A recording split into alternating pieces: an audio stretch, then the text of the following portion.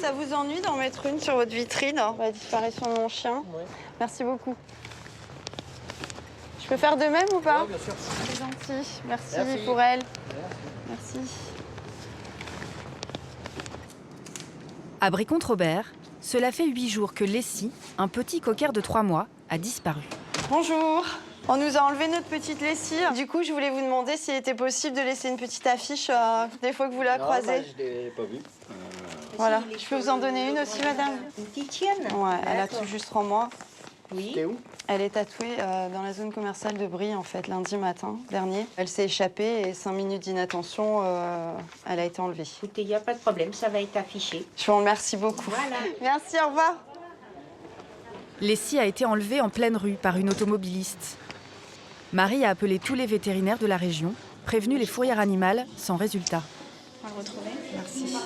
Ça vous dégoûter de la nature humaine, en fait. Parce qu'on se dit, voilà, si on vous vole un chien, on est capable de tout vous voler. Pour nous, c'était un membre à part de la famille, à part entière. Donc, ouais, je suis déçue. Hein. Franchement, je suis dégoûtée. En fait. C'est ici, dans la zone commerciale de Brie-Comte-Robert, que Lessie s'est volatilisée.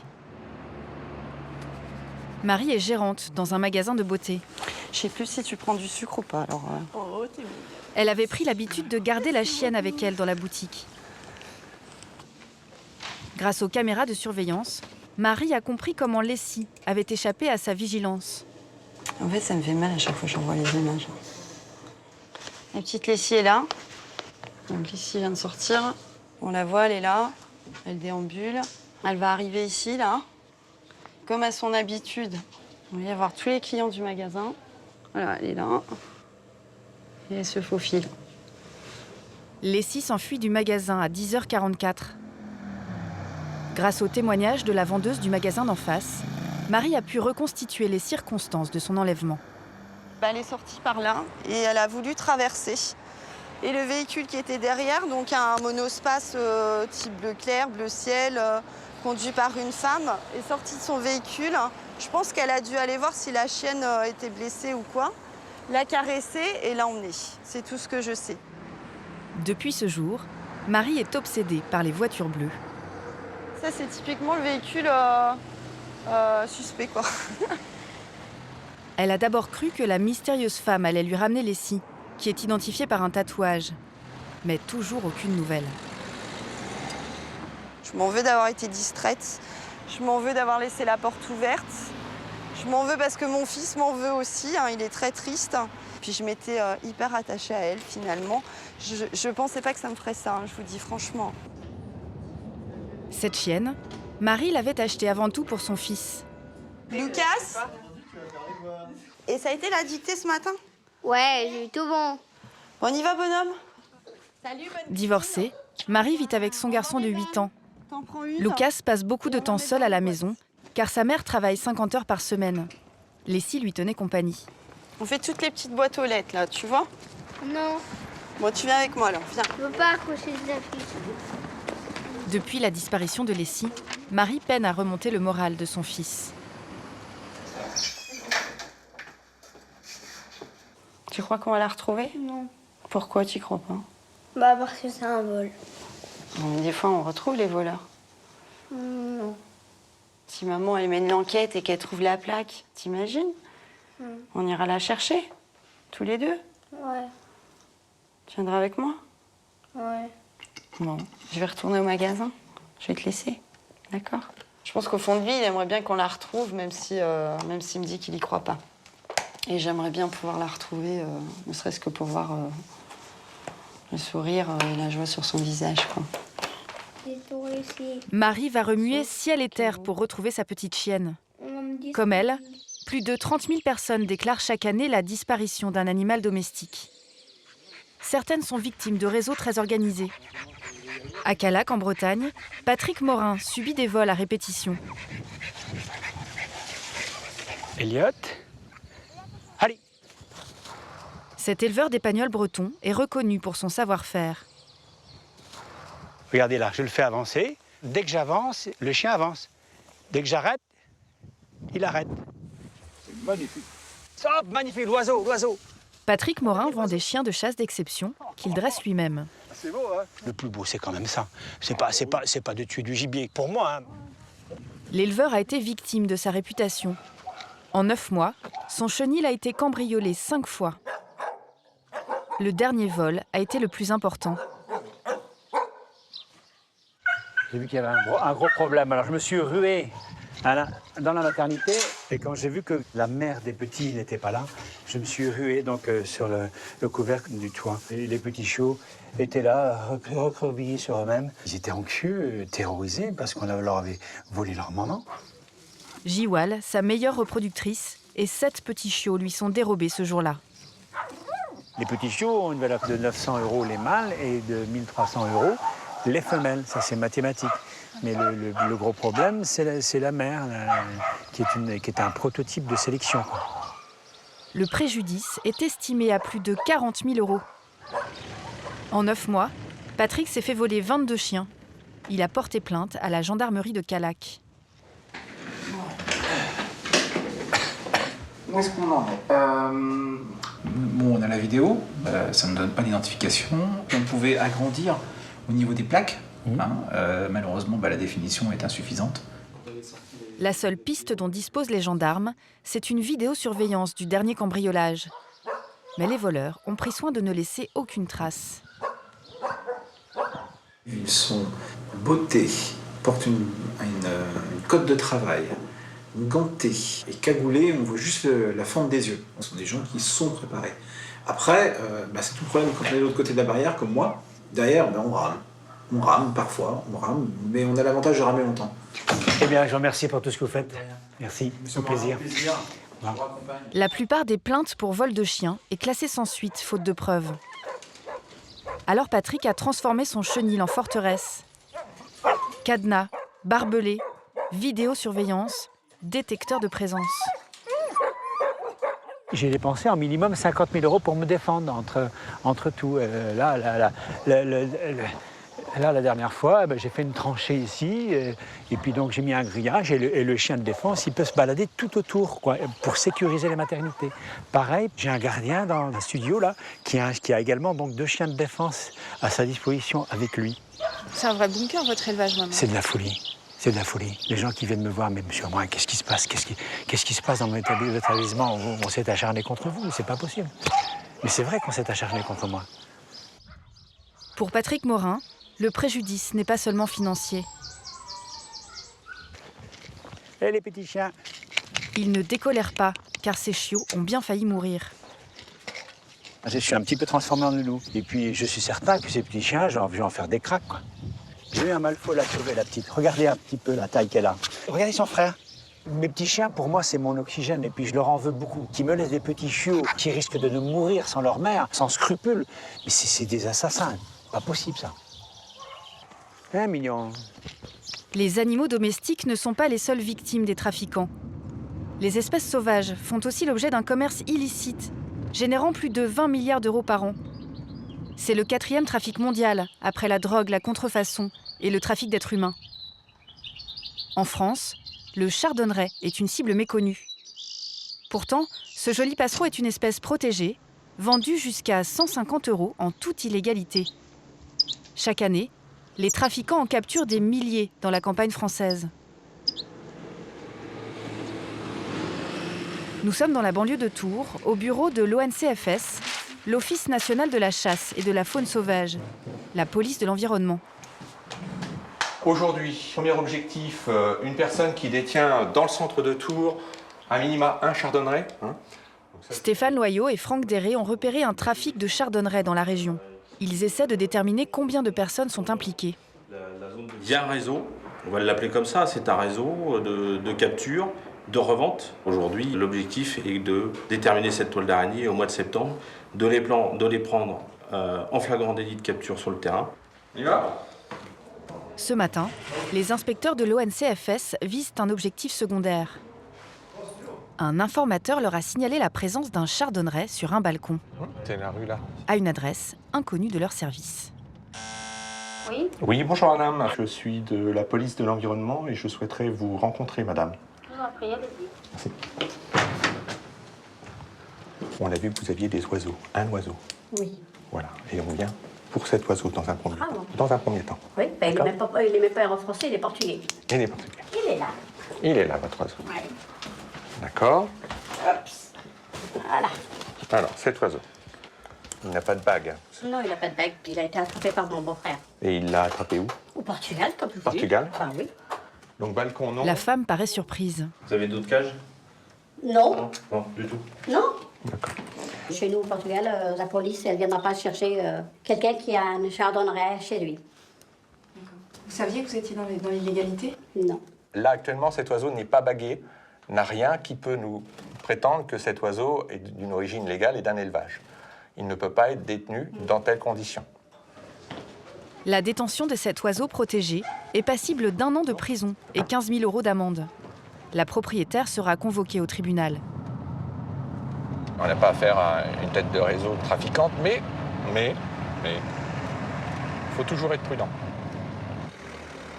Pour démanteler la filière, l'ONCFS compte sur une autre piste. Une deuxième équipe est chargée d'aller surveiller le domicile d'un trafiquant présumé. Nous sommes sur une cible de revendeurs, parce que régulièrement, il y a des cages et des oiseaux sur ces balcons. Yves Rogerieux doit vérifier qu'il a toujours des oiseaux chez lui. Voilà. Il y a une cage sous la parabole. Et pour cela, l'enquêteur travaille à l'oreille. J'ai essayé de faire chanter l'oiseau. Il répond, tu l'entends? Oui. Il y en a un qui répond au balcon. On ne peut pas toujours le localiser en le voyant, et on le localise à l'oreille. On sait qu'il y a, traditionnellement, et c'est pas normal qu'il y ait un chardonneret qui chante sur un balcon s'il n'est pas en cage. C'est pas son milieu. Après, il nous faut aussi trouver les endroits où il les capture. Pour pouvoir arrêter les individus en flagrant délit de capture, les enquêteurs doivent déterminer à l'avance où et quand ils vont procéder. Mais tu vois, t'as vu comment c'est parti là? Ça va être une récolte relativement précoce. Bien mûrs, les tournesols sont un mets de choix qui attire les chardonnerets. Il va falloir qu'on mette le dispositif en place, à mon avis, rapidement début septembre. C'est tout à fait une haie attractive au bord de laquelle il pourrait être installé un système de capture parce qu'on a toutes les conditions qui sont réunies pour qu'on ait un maximum d'oiseaux dans ce secteur-là. T'en as entendu des pioux? Une alouette. Reste à trouver une bonne cachette pour pouvoir surprendre les trafiquants. Sous la ligne de transport électrique, là, où c'est tout le temps dégagé pour avoir un point haut de surveillance. Je pense qu'on peut avoir un poste d'observation là-bas. Ça, c'est de la technique de plan qui est, voilà, il faut la préparer. Souvent, on essaie d'utiliser les moyens naturels. On peut se dissimuler dans un champ de maïs, dans un champ de tournesol, dans une haie.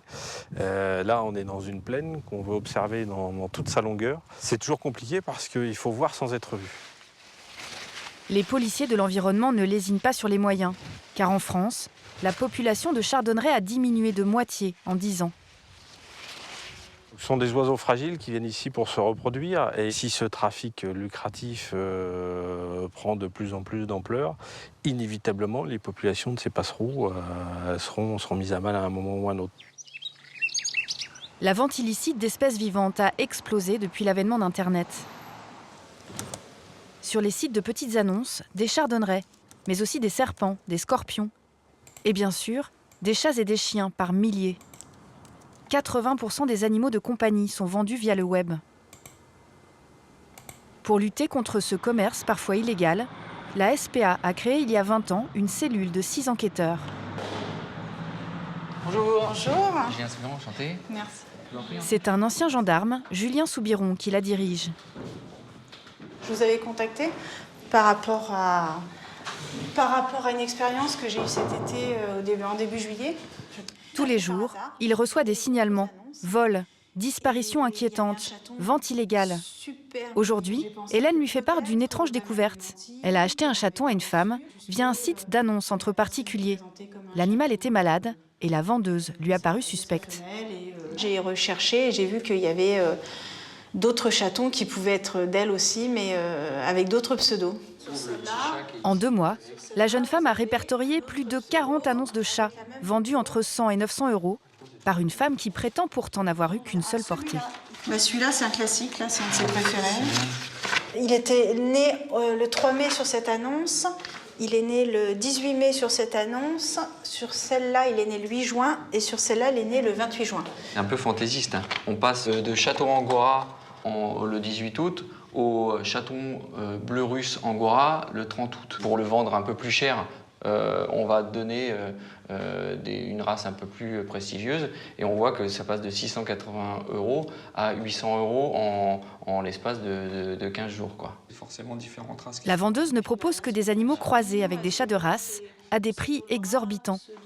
Ils n'ont aucun pédigré et sont vendus sans puce électronique, tatouage ni vaccin, ce qui est illégal. Minuscule chaton, j'ai pas imaginé que c'était un monstre. Et le vétérinaire lui vous a confirmé que le chat n'était pas en très bon état. Le vétérinaire m'a dit qu'il était maigre et je me suis aperçue qu'il fallait donner de la pâtée et des croquettes humides parce qu'il n'était pas encore sevré. Clairement, c'est pas un particulier. Enfin, en tout cas, c'est quelqu'un qui fait du commerce illégal d'animaux, qui fait du travail dissimulé. Alors, on ne sait pas dans quelles conditions sont élevés ces chats. On ne sait pas si elle s'approvisionne quelque part ou si elle les produit directement chez elle. En tout cas, là, c'est sûr que c'est troublant. Merci, au revoir. Sans la perspicacité d'Hélène, ce trafic serait sans doute passé inaperçu. La vendeuse ne donne aucune indication qui permette de l'identifier. Elle utilise des pseudos, change de mail et de téléphone au gré des ventes. Seule solution pour Julien, se faire passer pour un client et la rencontrer. Donc je vais l'appeler avec le numéro que j'avais, là, le 07. La vendeuse utilise des cartes prépayées. Très méfiante, elle ne répond jamais directement au téléphone. Veuillez laisser votre message après le signal sonore. Oui, bonjour madame, je vous ai appelé pour un petit chat. S'il est toujours en vente, n'hésitez pas à me contacter à ce numéro-là. Voilà, bonne journée. Rendez-vous est pris par SMS quelques heures plus tard, dans le nord de Paris. Je vais jouer la cliente pendant que Julien restera à distance pour observer. Nous filmons en caméra discrète. Viens me chercher un peu. Donc là, vous m'avez dit, elle a 2 mois. Elle me paraît grande. C'est vrai qu'elle mange bien. Donc elle est née chez vous, elle est née à la maison. Donc c'était pas une portée. Pour m'attendrir, la femme sort le grand jeu. Quand vous avez votre chat qui vous réveille à 2 h du matin, franchement, il tape à la porte avec ses pattes, elle vous explique qu'elle va accoucher alors qu'elle n'a pas accouché. C'est une expérience magique. En plus, c'est la première fois que vous vendez des chats. Ouais. Bon, je la trouve un peu chère. Si vous pouvez faire un petit prix. Franchement, les deux aussi sont super chers. Regardez, en plus, le mélange, il est excellent. C'est même mieux qu'un Bleu Russe, j'ai envie de dire. Elle est super belle, quoi. Elle est plus belle que ma chatte. La vendeuse demande 900 € pour le chaton. Nous prétextons un imprévu pour mettre fin à la rencontre. Julien espère qu'elle va ramener l'animal directement à son lieu d'approvisionnement. Il décide de la suivre discrètement. 5 minutes plus tard, la vendeuse rejoint un homme dans un parc. Là, j'ai l'impression qu'elle a sorti le chat d'un sac pour le mettre dans un autre. Là, ils se sont peut-être arrêtés manger. Je crois qu'ils arrivent par là. La femme ressort seule et rejoint une autre personne. Elle est en train de vendre le chat là, à une autre femme qui est juste sur le trottoir. Surprise, ce n'est plus un chat bleu, mais un chat tigré qu'elle sort de son sac. La femme a certainement fait l'échange dans le parc. La cliente lui donne une enveloppe, probablement de l'argent liquide pour payer l'animal. On va continuer, on va la suivre encore. Ah, attends. Pour faire avancer son enquête, Julien doit localiser le domicile de la vendeuse. Le détective de la SPA décide de prendre le même bus qu'elle. Il est seul pour assurer la filature. Et là, si elle reprend un autre bus, si on rentre dedans, on va se faire griller.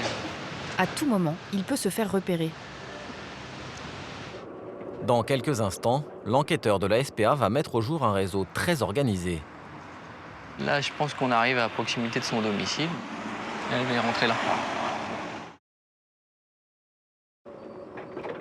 Après 20 minutes de trajet, la femme descend du bus.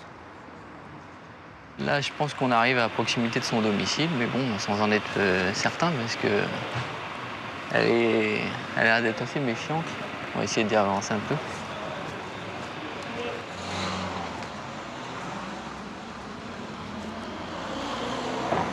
Elle va y rentrer là.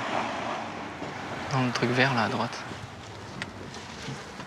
Impossible d'aller plus loin. Ça s'en peut pas. Julien relève les noms à l'entrée du bâtiment pour pouvoir faire des recherches. Il pense être sur la piste d'un important trafic. Là, manifestement, cette personne est très organisée puisqu'elle reçoit énormément de coups de téléphone. Et si elle a vendu tous les chats qu'elle a mis sur les petites annonces, elle s'est fait énormément d'argent, hein. Ça c'est clair. Hein. En 2 mois, la trafiquante présumée aurait gagné près de 12 000 € non déclarés. Pour que le dossier de Julien soit complet, il lui reste à localiser précisément son appartement et trouver son identité.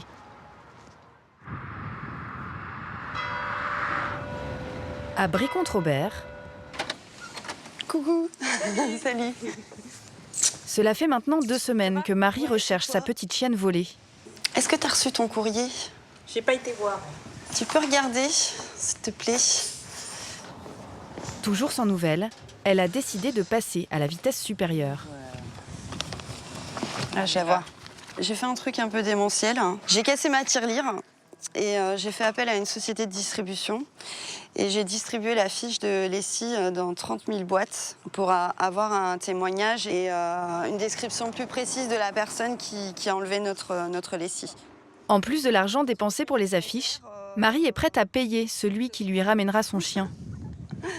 Je suis prête à la payer 2 fois au final pour la retrouver. Soit 1 250 € de récompense. J'ai jamais vu quelqu'un se donner autant de mal pour retrouver son chien. J'espère que ça marchera. À la prochaine. Allez, courage. Ouais, ciao.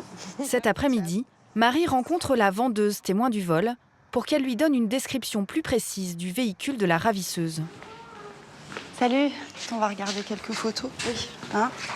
La couleur, le modèle et tout ça. C'était un Picasso. Un Picasso? La jeune femme a vu une voiture bleue, mais n'a pas pensé à relever la plaque d'immatriculation.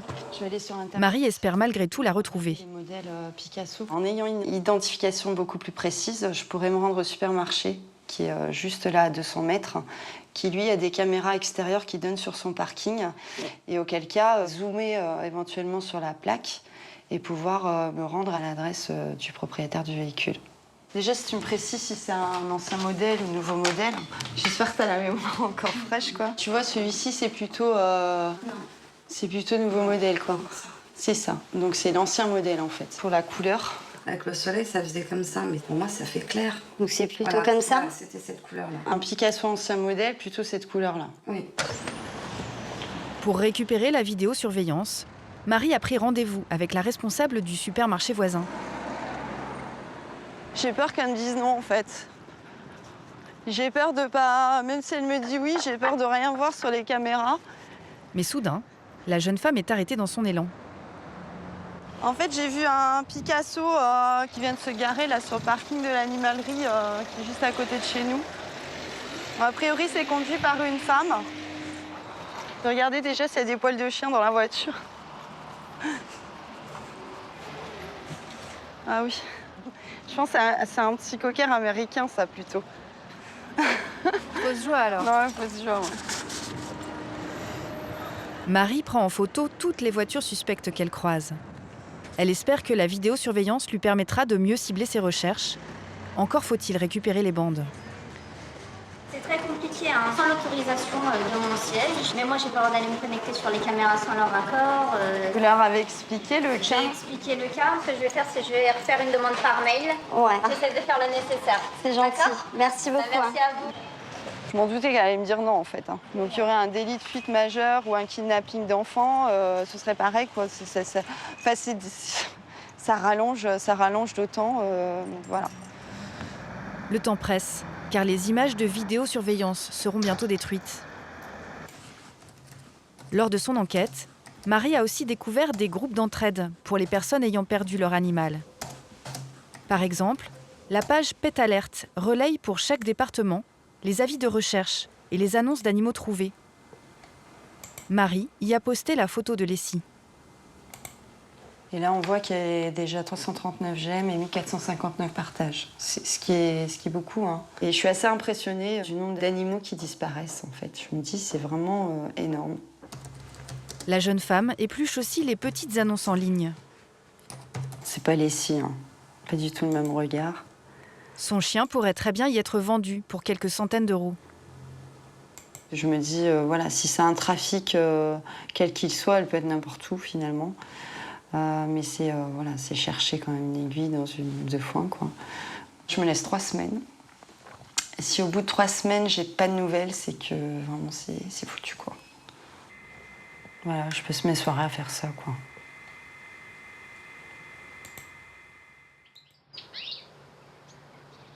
En Touraine, le temps des moissons approche et avec lui, l'époque de la capture des chardonnerets. On a chacun les téléphones, les radios. Il est 8h du matin. Une nouvelle équipe de l'ONCFS a rejoint Franck Déré. Ils sont sur la piste d'un réseau de trafiquants d'oiseaux. Dans leur viseur, aujourd'hui, un homme soupçonné d'en capturer régulièrement. Donc là, le but de l'opération, il a des oiseaux actuellement sur son balcon. On ne peut pas voir la quantité, mais on les entend chanter. Et en fait, pour démontrer au tribunal qu'il capture, on va essayer de le prendre en filature ce matin. Il va capturer les oiseaux, les chardonnerets, avec ce véhicule-là. Damien dirige cette enquête. Cela fait 2 mois qu'il rassemble des preuves contre le suspect. Les renseignements qu'on a, c'est qu'il est en relation constamment avec son épouse. Et s'il ne répond pas au téléphone, elle a comme consigne d'ouvrir les cages pour plus qu'il y ait d'oiseaux chez lui, quoi. Si on arrive à localiser le lieu de capture, il va falloir qu'on s'organise, nous, pour essayer qu'une deuxième équipe fasse la perquisition pratiquement simultanément. L'homme habite un quartier sensible, en banlieue de Tours. Les policiers de l'environnement se séparent pour boucler toutes les issues et le suivre dès qu'il partira de chez lui. Bon bah voilà, on est en poste. Après 1 heure d'attente, Damien reçoit une information importante. Ouais. Un garde forestier a aperçu hier un homme en train de capturer des oiseaux. Ah, putain, c'est bon ça. Il a vu hier un gars avec une paire de lunettes, la barbe, qui correspond à notre cible, en train de capturer des chardonnerets. Donc on connaît la zone de capture, c'est vers le barrage de Larcey. Barrage de Larcey, il était. On attend Philippe et Bruno là. Ils vont voir sur zone là-bas, d'accord. Une 3e équipe est envoyée en planque sur le lieu de capture. Au barrage, il y en a un barrage sur le Cher. Ah tiens, en voilà une. Putain, c'est celle-là. Putain, il a tourné. Putain, de bordel. Ils viennent de partir, le gars, il nous est passé devant, on l'a perdu tout de suite. On est parti à gauche, donc toi, si tu pouvais essayer d'aller à droite. Peut-être qu'il va sur le lieu de capture. Donc on va essayer d'aller du côté de Larcey, quoi. Les policiers de l'environnement décident de quadriller la zone. Je suis dans le chemin là, je fais le long du Cher. C'était l'apéro là. J'en ai un coup quand même. C'est pas une 205 non? Toujours pas, je ne vois pas. Et là on est dans la zone où ils ont déjà été vus en train de capturer. Attends, téléphone. Ah, Bruno. Oui? Oui? Ah, il est arrivé? Il s'est garé comme il est. Il vient de descendre du véhicule et il est parti le long du chemin avec un sac. La voiture a été localisée par la 3e équipe. Les agents se préparent pour l'intervention. 2 d'entre eux se postent devant le domicile du suspect pour vérifier que sa femme ne libère pas d'oiseaux. Damien et sa collègue Ingrid procéderont à l'arrestation. Ils doivent se changer car ils n'ont pas le droit d'intervenir en civil. C'est compliqué, mais bon, c'est Là, comme vous ça. risquez de le rater, hein? Bah c'est... oui, peut-être. Ça sera dommage. Ça sera dommage, après quelques mois d'enquête quand même. Mais l'homme ne se doute pas qu'il est surveillé. Ouais, on intervient, Bruno. Sur le lieu de capture, il est toujours dans son véhicule.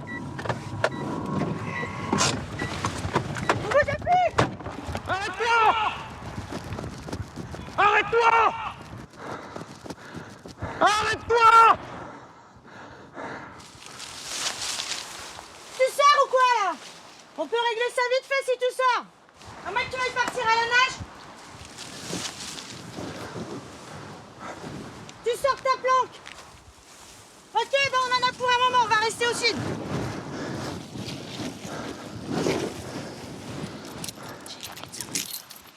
Il est là-bas, je te vois là-bas! Bouge pas! Bouge pas! Bouge pas, je te dis! Sors de là! Il est parti à la nage, les gars! Jamais vu ça. Ça sert à rien! Reviens dessous! Le fuyard risque jusqu'à 1 an de prison pour avoir capturé des oiseaux protégés. Pour quelqu'un qui fait ça depuis un certain temps, il sait très bien les risques qu'il encourt. Donc je pense qu'il a très peur de ce qui va se passer. Ingrid et Damien restent optimistes. L'homme est connu de leur service et complètement cerné. Devant chez lui, il y a du mouvement. Il a sans doute eu le temps de prévenir ses proches. Donc là, on a un individu qui est sorti sur le balcon et qui s'affaire autour des cages. On a l'impression qu'il prend les oiseaux pour les mettre quelque part, peut-être dans un sac ou dans une grande cage. Des complices sont peut-être en train d'effacer les preuves du trafic. Sur le terrain, les agents doivent trouver des indices qui attestent du flagrant délit de capture.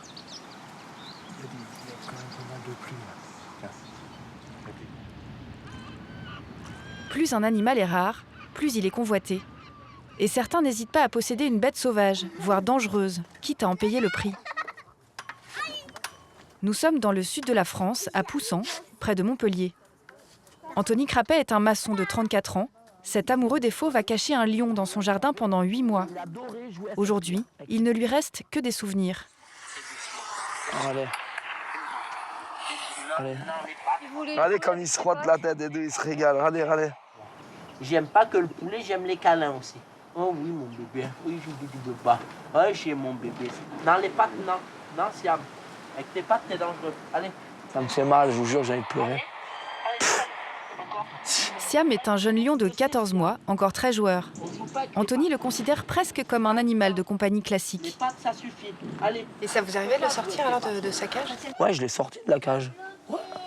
Souvent? Quelques fois, ça m'arrivait de sortir. Et alors?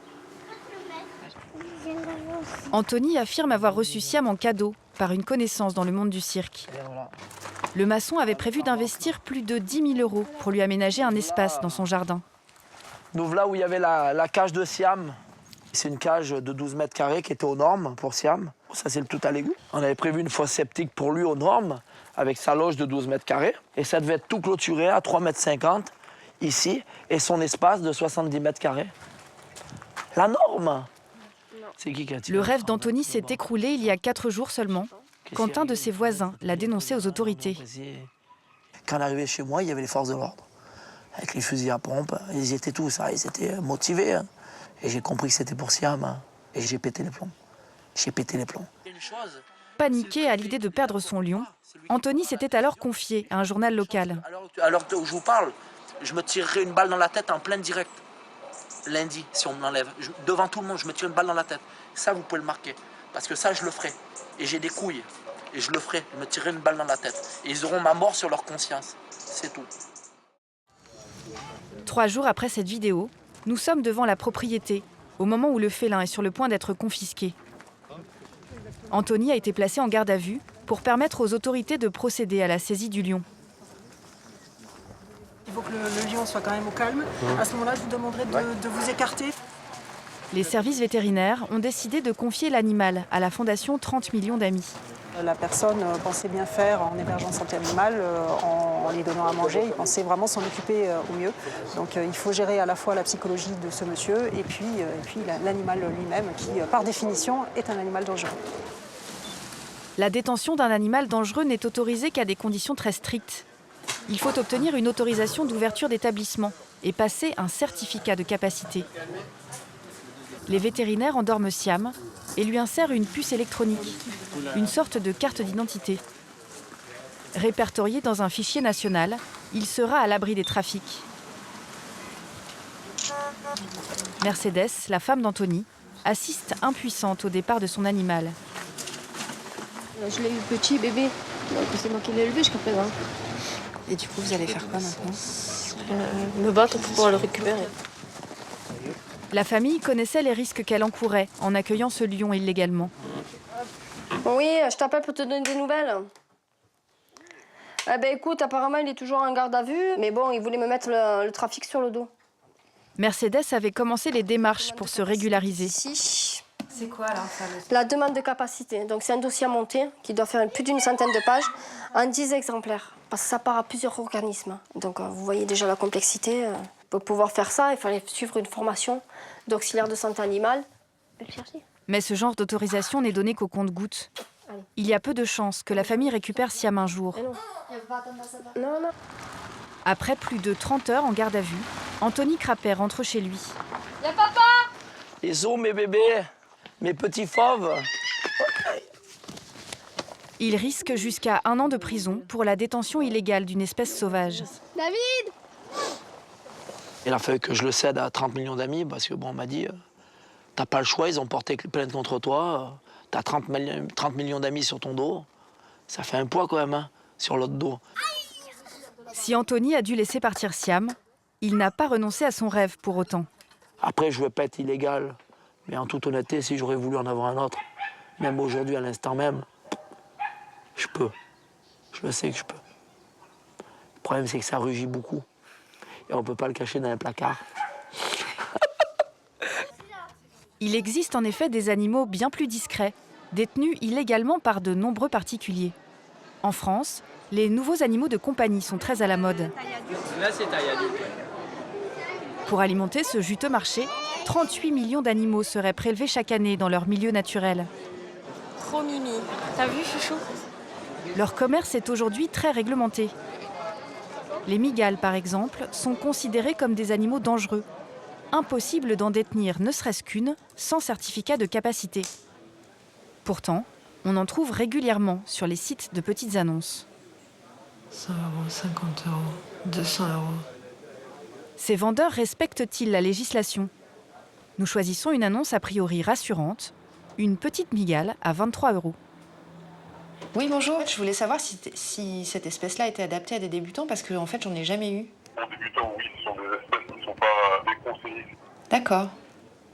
Le vendeur propose une remise en main propre ou un envoi par Colissimo. Nous prenons rendez-vous avec lui. L'échange va se faire en pleine rue. Bonjour. Voilà. D'accord. La petite bête. Elle est toute petite. Là, elle a 1 an et demi. D'accord. Ça grandit assez lentement. Ceux-là, vous l'avez fait naître ou vous Je les ai pas fait, je les ai eus de façon indirecte. Il y a juste un truc qui m'inquiète. J'ai vu qu'il fallait un certificat de capacité. Pour tout ce qui est mygale, serpent, etc. Ouais. Et vous en avez un ou pas? Moi, j'en ai un. Ouais, d'accord. Et ça, Maintenant, on peut l'avoir facilement? Non, c'est très compliqué. Quasiment, on va dire, 95 à 98% des éleveurs français n'ont pas de certificat de capacité. D'accord. Quand vous avez une bestiole, ça vaut pas le coup. Mais je risque pas de problème. Avec un animal, jamais de la vie. D'accord. Donc on avait dit 23. Hein. Je décide d'acheter l'araignée avant de la confier au Muséum d'histoire naturelle. C'est Christine Rollard, éminente spécialiste des mygales, qui va la recueillir. Elle me confirme que je n'ai absolument pas le droit d'avoir cette petite bête chez moi. Il faut normalement demander en fait une sorte de papier d'autorisation de détention d'un animal sauvage non domestique. Même pour un individu. D'accord. Circonstance aggravante, cette petite araignée est une Brachypelma smithii, une espèce protégée par les conventions internationales. Impossible de la céder sans papier, contrairement à ce que m'a affirmé le vendeur. Je disais aussi d'avoir un certificat de cession. Est-ce que vous pouvez m'en faire un ou pas? Non. Ça ne sert strictement à rien. Ça sert à rien? Ça sert à rien, c'est un bout de papier qui va vous dire rien parce que je ne suis rien et voilà, ça ne sert à rien. Ouais, mais vous êtes capacitaire quand même. Oui, mais ça ne sert à rien. Bah si, un bout de papier qui va dire rien. Un certificat de cession, c'est quand même un bout de papier qui dit quelle est l'origine justement de la bête qu'on a. C'est bien issu d'élevage, je l'ai obtenu par quelqu'un qui avait un élevage, qui avait plusieurs individus. Je ne suis pas allée effectivement donc en Amérique du Sud ou ailleurs pour pouvoir le prélever. Donc visiblement, il n'a pas envie qu'on remonte jusqu'à lui par rapport à ses élevages. Au revoir. En France, presque 1 millier de personnes posséderaient une mygale sans autorisation. Seulement une cinquantaine de propriétaires auraient un certificat de capacité. Donc soit tu jettes juste la boîte sur elle, normalement elle devrait se replier. Le problème est qu'il existe très peu de formation pour pouvoir l'obtenir. Elle bloque avec ses pattes, alors au contraire. Nous sommes dans l'Aube. Loïc est capacitaire mygale depuis 6 ans et il anime l'un des rares stages d'apprentissage proposés en France. Il y a des belles photos à faire. Sur son abdomen, là, on voit qu'il manque des poils, ça projette. Et dans les yeux, c'est pire que de lacrymogène. Poil urticant, risque de morsure. La mygale n'est pas mortelle, mais elle n'a rien d'anodin. Voilà. Les proches des stagiaires sont venus voir ce qui les attend. Hein, papa, il a une araignée? Où? À la maison? Non. Toi, non. Moi, j'ai la trouille. je m'approcherai pas, j'ai trop peur. Moi, je trouve que c'est un animal comme n'importe quel autre animal, au même titre qu'un chien, qu'un chat, qu'un poisson rouge, quoi. C'est vrai que beaucoup de gens ont des a priori sur les serpents, sur les araignées, sur tous ces animaux-là, mais c'est juste parce qu'ils les connaissent pas, en fait. Connaissance de l'espèce, législation, manipulation. Les élèves vont suivre 70 heures de formation pour obtenir leur certificat de capacité. Et puis, il n'y a pas de venin assez actif sur l'homme, donc il n'y a pas de risque. J'ai pris une grosse bête, c'est plus facile à nourrir, pour commencer. Ils devront aussi prouver 3 ans d'élevage avec une araignée non soumise à autorisation avant d'accueillir leur première migale. C'est un peu long, mais après, moi ça me passionne depuis plus de 10 ans, même plus que ça, donc peu importe en fait. Et attendre les 3 ans, faire une formation, monter un dossier, c'est pas permis à tout le monde, ça prouve vraiment que ça nous intéresse, ça prouve qu'on va pas l'acheter au bout de 6 mois, quoi. C'est ça qui est bien. Cette législation très stricte permet de protéger les animaux et d'éviter l'extinction de certaines espèces. Près de Tours, l'homme surpris en flagrant délit de capture de chardonneret a réussi à échapper aux agents de l'ONCFS. Mais dans sa fuite, il a peut-être laissé des preuves. Franck Déré cherche les instruments qui auraient servi à piéger les oiseaux. Une baguette où il y a plein de glues dessus. Par terre, une mésange atteste de l'efficacité du procédé. Collée à une brindille, elle est incapable de s'envoler. Les chardonnerets, eux, ne sont pas bien loin. Voilà. Alors, en plus, t'as la gluche qui va avec, en fait. Tu as les chardonnerets, jeunes chardonnerets, et la gluche qui sert à coller les oiseaux sur les branches. 1, 2, 3, 4, 5, 6, 7. Il y a 7 chardonnerets. 7 chardonnerets capturés en moins d'1 heure, qui peuvent rapporter entre 700 et 1000 euros. Ah bah mince, il nous a laissé sa carte nationale d'identité. Les preuves sont suffisantes pour établir le flagrant délit de capture. Pas besoin de garder les oiseaux comme pièce à conviction. Risque de s'abîmer. Non. Tu vois, regarde celui-ci, il n'est pas terrible. Ouais. Bon, on va essayer de les remettre dans la nature.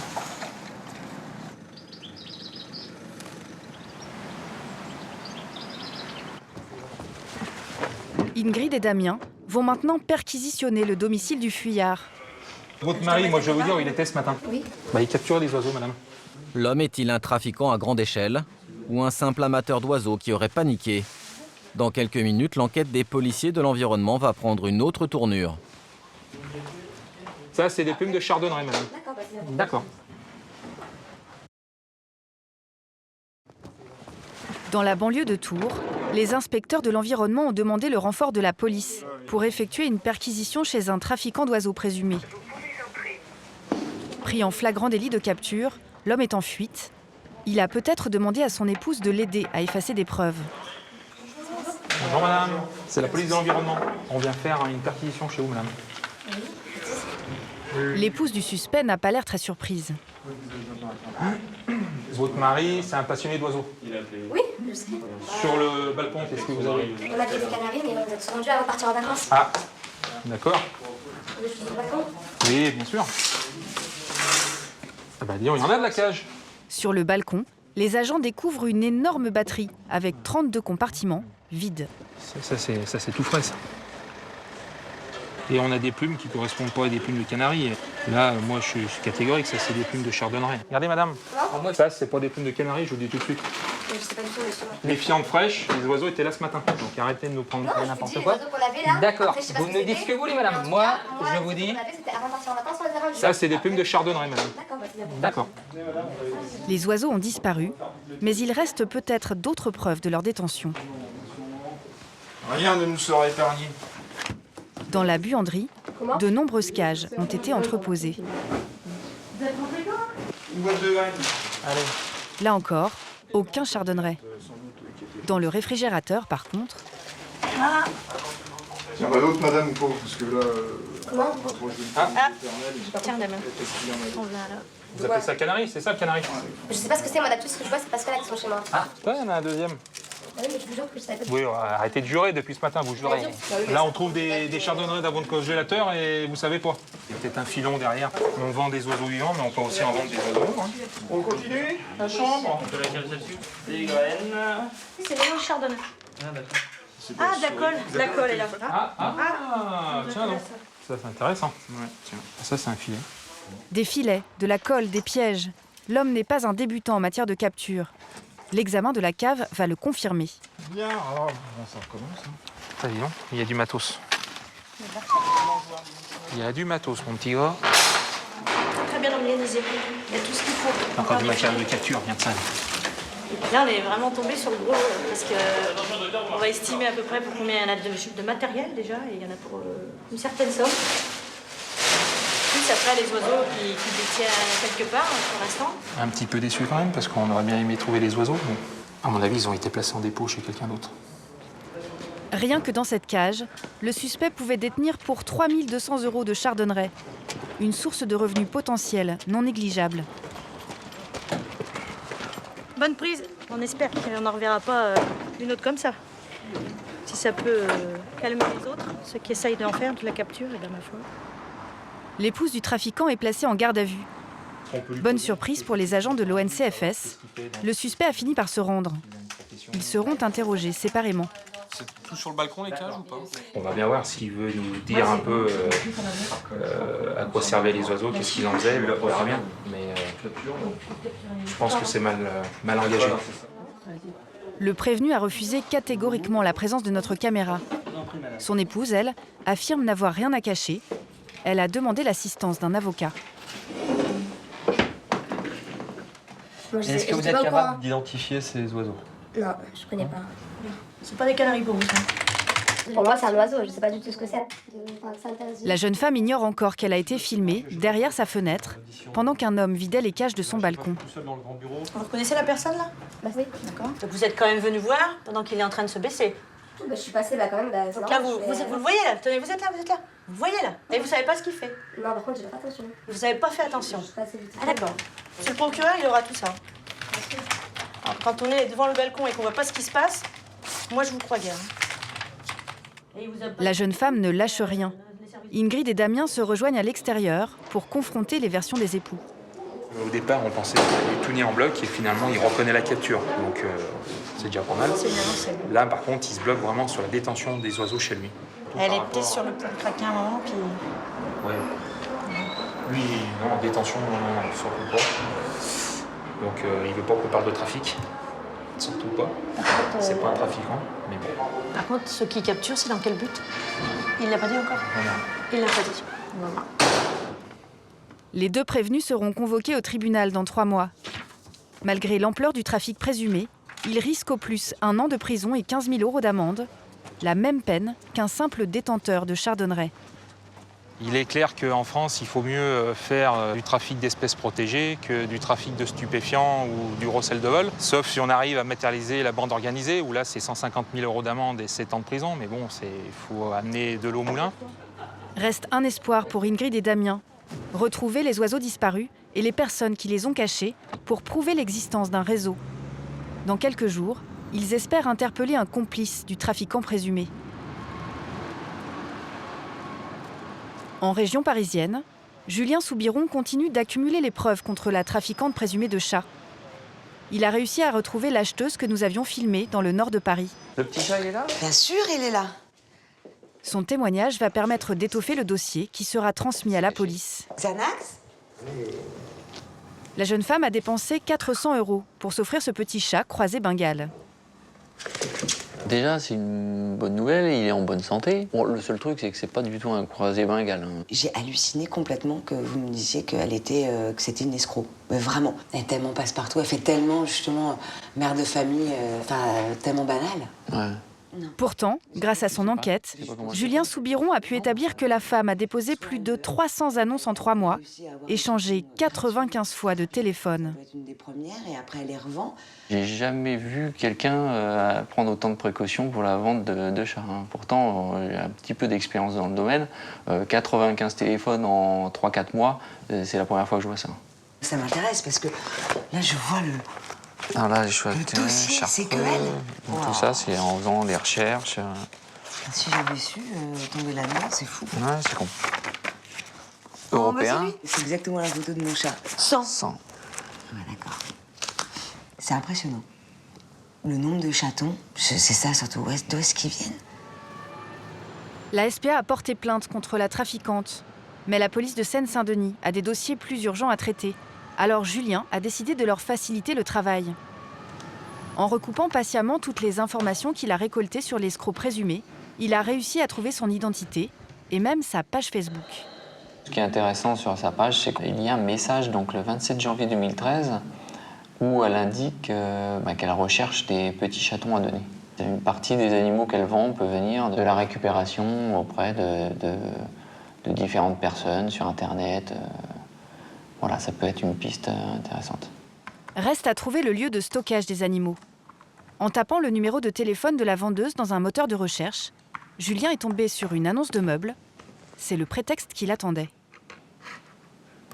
Et grâce à cela, j'ai obtenu un rendez-vous et ça va nous permettre de rentrer à son domicile puisque le bar, elle ne peut pas le transporter dans la rue, donc elle est obligée de nous inviter à rentrer chez elle. L'enquêteur de la SPA espère trouver des animaux sur place et surtout voir dans quelles conditions ils sont détenus. Alors là, la difficulté, c'est d'avoir une histoire assez cohérente pour passer pour des clients normaux, de détourner un peu l'attention de la personne pour détecter des traces d'animaux, des odeurs par exemple. C'est sûr que c'est toujours un peu stressant. Il faut vraiment qu'on assure. Julien est déjà venu dans l'immeuble en repérage. Il avait constaté une forte odeur d'urine de chat sur le palier. Mais aujourd'hui, plus rien. Je ne sais pas trop quel étage j'étais. Bonjour. Bonjour. Je vous ai déjà vu quelque part. Ah, peut-être, j'ai de la famille dans le coin. Ah bon? Ah oui, Ouais. votre tête, elle m'est familière. Ah, c'est possible, mais je viens de temps en temps. Bon bah voilà, il est là. Super. La vendeuse est toujours très méfiante. C'est ça que t'as vu. Elle a placé le meuble à vendre dans l'entrée, toute porte fermée. Une bougie parfumée masque les odeurs. Et là, c'est des étagères. Ça sent bon chez vous. Merci, c'est gentil. Impossible de voir quoi que ce soit. La porte vitrée du salon a même été masquée par une couverture. Seul indice, un paquet de croquettes pour chat posé dans un coin. De toute façon, on voit ça. Hein. Nous faisons une dernière tentative pour essayer d'en voir plus. Regardez. Elles sont pas utilisées, c'est-à-dire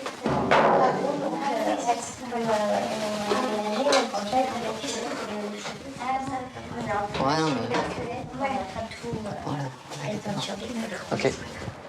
Il est clair que la femme a quelque chose à cacher. Julien appelle la cellule anti-trafic. Je pense qu'il y en a quelques-uns qui sont sur place, des animaux. Ça, c'est certain, puisqu'il n'y a pas de raison qu'il y ait de la nourriture hein, et qu'il n'y ait pas de chat sur place. Après, le reste des animaux, vraiment, je pense pas. Je pense qu'il y a un autre endroit. Hein. Il sera difficile pour Julien d'aller plus loin. C'est vrai que c'est un peu décevant parce que là, on aurait pu terminer une bonne fois pour toute l'enquête. Mais après, on est limité, on n'a pas de pouvoir et on ne peut pas faire de réquisition, on ne peut pas convoquer de personnes, on ne peut pas faire plus, en tout cas au niveau légal. Aujourd'hui, l'enquête est entre les mains de la police. Grâce au travail de Julien et de ses collègues, près de 500 animaux seraient sauvés chaque année, une goutte d'eau dans l'océan du trafic. À Brie-Comte-Robert, 4 semaines ont passé depuis le vol de la petite chienne Lessie. Les affiches distribuées par milliers n'ont pas été inutiles. Depuis hier, Marie a enfin une piste sérieuse. J'ai reçu un appel en fait d'un monsieur hier soir vers 20h qui me dit « J'ai vu votre chien dans le haras à Lésigny ». J'ai dit « Vous êtes sûr que c'était bien mon chien ?» Écoutez, en tout cas, il lui ressemblait énormément. Un animal très très joueur, il avait un collier avec une clochette. Puis ce matin, j'ai des palpitations, il a fallu que je déstresse. Il s'agit du dernier espoir pour Marie. Les vidéosurveillances se sont révélées inexploitables. Impossible de retrouver la voiture de la voleuse. J'espère sincèrement qu'elle est là en fait. Pas question de venir ici avec des affiches de Lessie. Marie décide de se faire passer pour une cliente potentielle afin d'observer discrètement le haras. C'est immense quoi. Et après, si le chien il est à l'intérieur... Coup de chance, le propriétaire n'est pas loin.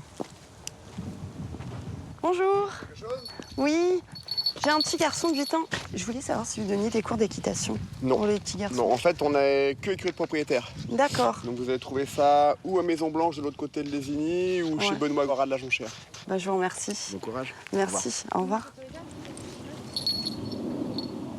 T'as vu le chien avec la cloche? Ça correspond, tu vois, le collier avec la cloche. Je crois que c'est ce chien-là qu'il a dû voir, monsieur.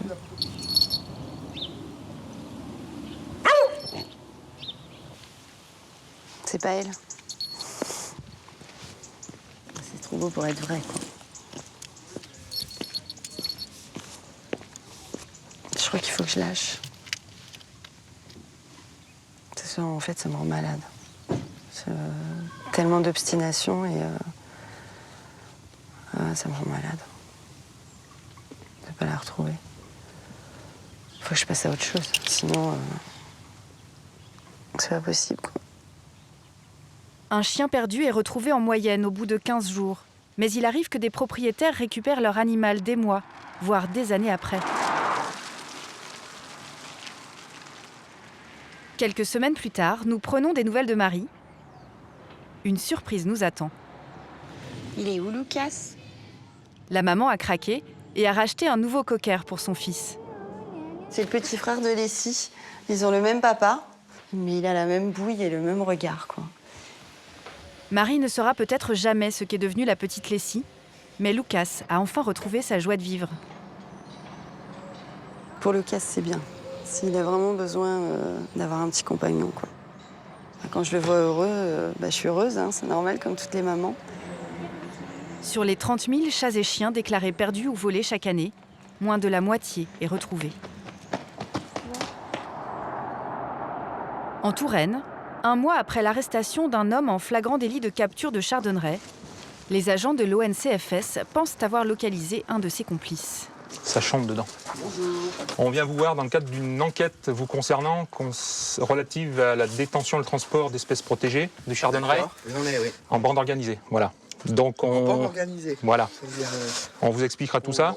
Donc on peut rentrer? Ah bah oui, rentrez, oui. Damien et son équipe pensent que les oiseaux qui leur ont échappé il y a un mois sont cachés ici. Le propriétaire est éleveur de canaris et il est peut-être à la tête du réseau. Il a eu de nombreux échanges téléphoniques avec l'homme qu'ils ont arrêté en flagrant délit de capture. Il vient d'où? C'est un cadeau de quelqu'un que vous avez déjà interpellé il n'y a pas très longtemps. Moi, j'en ai capturé quelques-uns. Ils sont pas bagués, hein?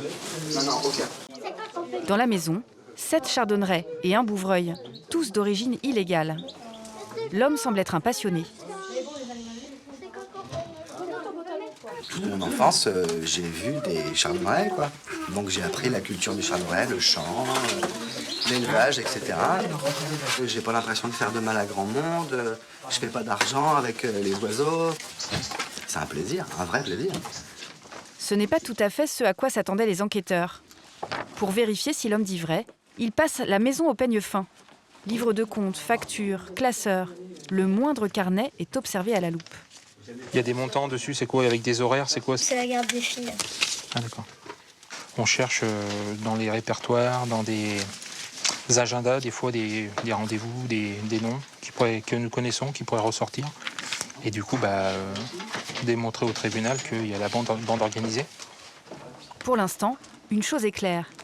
Le suspect s'adonne lui aussi à la capture. Il y a de la glu et puis des brindilles pour badigeonner la glu et pour capturer les oiseaux.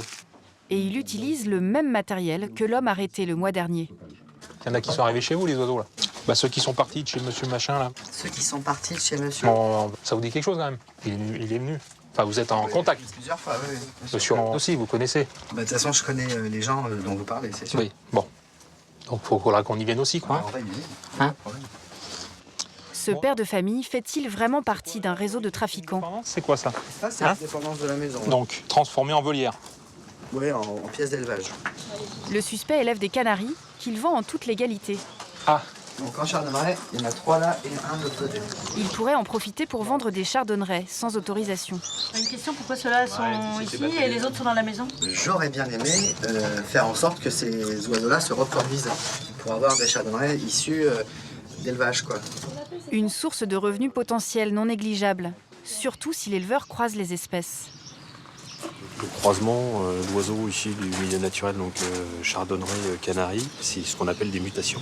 Et certaines mutations peuvent valoir plusieurs centaines, voire plusieurs milliers d'euros.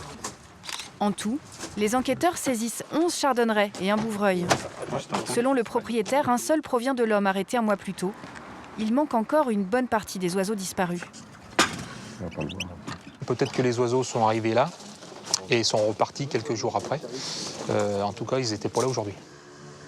Au final, les enquêteurs n'auront pas assez d'éléments pour prouver le trafic en bande organisée. Les 11 oiseaux saisis vont être confiés à une structure qui va les réadapter à la vie sauvage. De se dire qu'on va leur rendre la vie, la vie, ils sont vivants, mais voilà, la liberté, voilà, c'est ça le mot. On va leur rendre la liberté, ça c'est valorisant pour notre travail, ça nous fait plaisir.